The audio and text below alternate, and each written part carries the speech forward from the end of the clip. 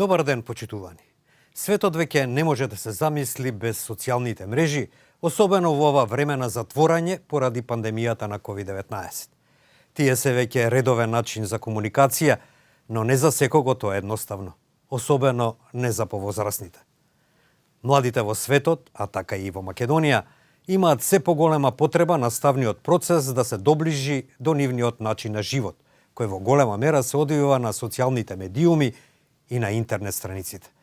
При тоа возрастните, наставниците и родителите се обидуваат да им се доближат, но колку се успешни во тоа?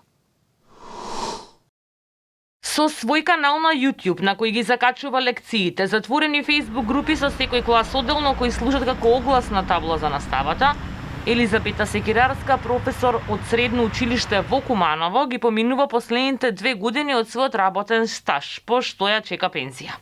Професорката сватила дека незините ученици, како што вели, живеат на социјалните медиуми, па затоа повеќе од деценија и таа е таму. За секој наставник важи дека независно од периодот во кој почнува и учителствува низ годините и го завршува работниот век, секогаш треба да држиме чекор со учениците. По 3 децени работа со ученици, таа забележува промена меѓу генерациите растени со и без социјални медиуми. Вели денешниве не се дружат на ист начин како порано, туку и дружбите, иако живеат блиску, им се онлайн. Имаат судир на виртуелниот со реалниот свет, а и начинот на изразување им е сменет. Па место допаѓа, например, велат лајк или пак споделување, шернување. Јана Попова е ученичка во 3-та година средно скопско училиште. И самата вели дека има разлика меѓу вистинскиот живот и оној на социјалните мрежи.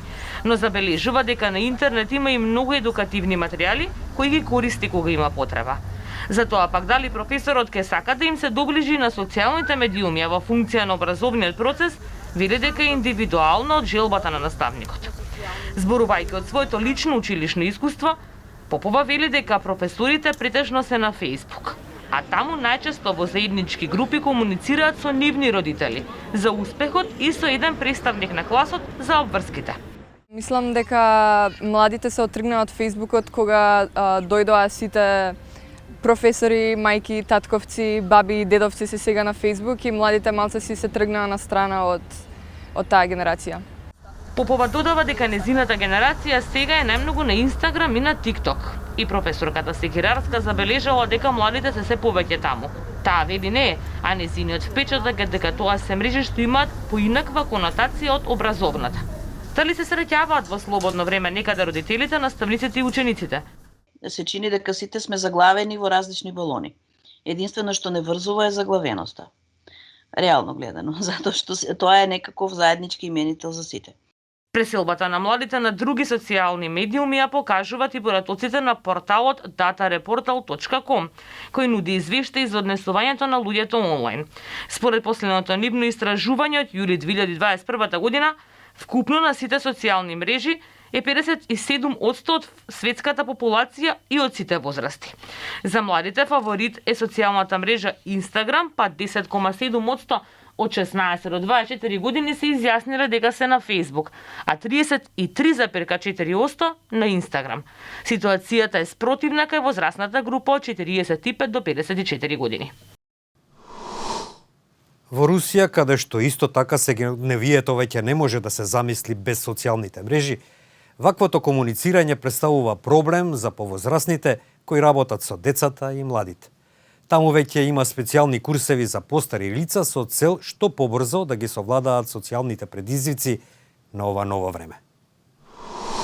Администрирањето и комуницирањето на Facebook, Twitter или Instagram за младите луѓе во светот е сосема едноставна и нормална активност.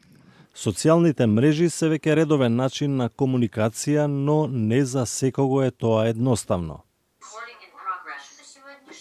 64-годишната Валентина Јонова немала поим за социјалните медиуми.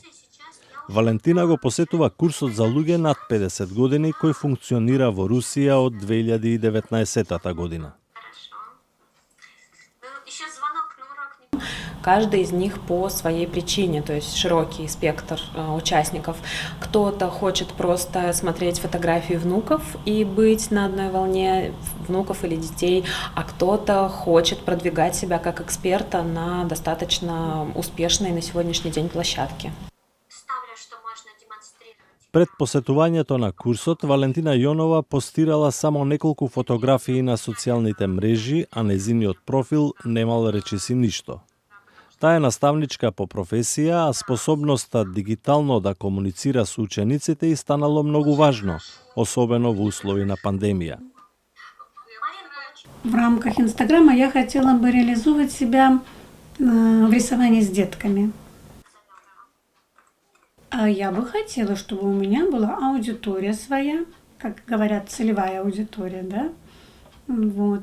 Чтобы я с этой аудиторией взаимодействовала, чтобы я могла проводить занятия, потому что я планирую из этой сети взять для себя учеников. Таа е на почетокот на курсот, а по само неколку лекции го средила својот профил, ја закачила својата прва приказна на Инстаграм и научила како да ги синхронизира своите профили на Инстаграм и на Фейсбук. Целта на курсот не е да се мотивираат старите да бидат цело време на социјални мрежи, да претеруваат, навика која се поврзува со лошо ментално здравје и проблеми со спиењето. Целта е нивно олеснување на приватниот и професионалниот живот. Особено е битно за оние повозрасни лица кои работат со деца и млади. Доближувањето до нив, комуникацијата, едукацијата, па дури и надминување на некои психолошки проблеми на младите, многу полесно оди преку нивниот стил на комуникација, а тоа најчесто се социјалните мрежи. Навистина, новото онлайн време нуди многу поволности, но и многу предизвици. Како се сноѓате вие, почитувани? Вашите мислења, ставови за ова прашање можете да ги испратите на Facebook, Twitter и YouTube на македонската редакција на Радио Слободна Европа. Довидување.